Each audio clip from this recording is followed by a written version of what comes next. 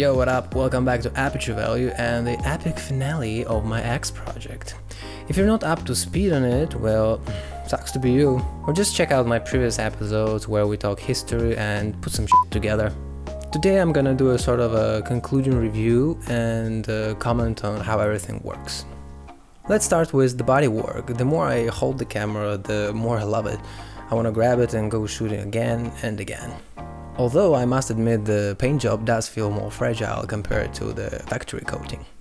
As for the mask, due to the reason I mentioned in my previous episode, I found it better to use manual lenses since they don't auto-switch to widest aperture when not in use.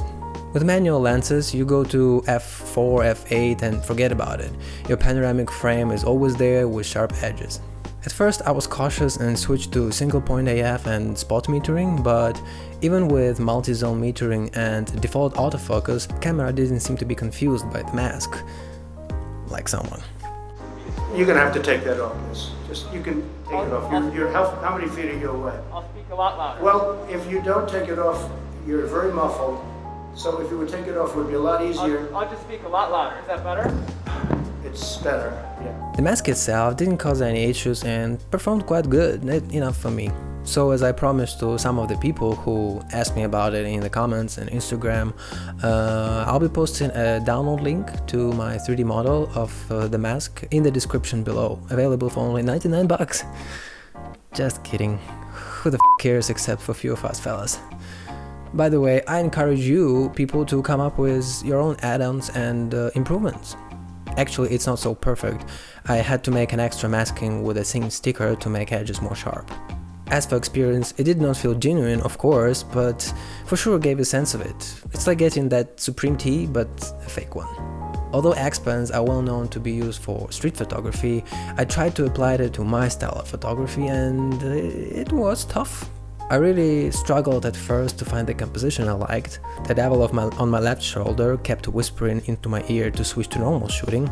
It's the same son of a bitch who kept pushing me to upgrade to another A7R or whatever. But by the time I learned to see things differently and take a panoramic photograph of them. The advantage of this camera is that I can use quite wide lenses, which helps a lot sometimes, and it's a real bummer we don't have as wide lenses for original X pen like this over here.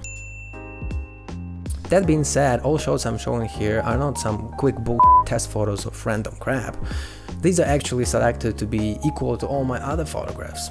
I've used X project hashtag on all of them, so you can follow it on Insta and see each and every one I did or will post in the future. As for the Actochrome and Cinestill JPEG recipes, I loved Cinestill look more, although Actochrome, like an actual film stock, shined during the golden hours. Unfortunately, the type of photography I prefer heavily relies on post-processing and editing, just like everything else in my life besides photography. So I couldn't help myself editing straight raw files with custom colors. I did receive a positive feedback on the shots done with film presets, so maybe I'll make an episode devoted to them if more people will get interested. I also caught some shots without the mask just to prove the versatility of such a setup, but here I came to a realization that apart from appearance and experience that I managed to create, my X project shots are enjoyably challenging, but they do not fit my style at all. I would definitely come back to this format from time to time when inspiration comes, but otherwise I would definitely stick to a more classic crop. And besides, the whole making and creative process was quite fun. I'm really happy I didn't come up with that conclusion after spending several grands on a real X pen, and hopefully you too.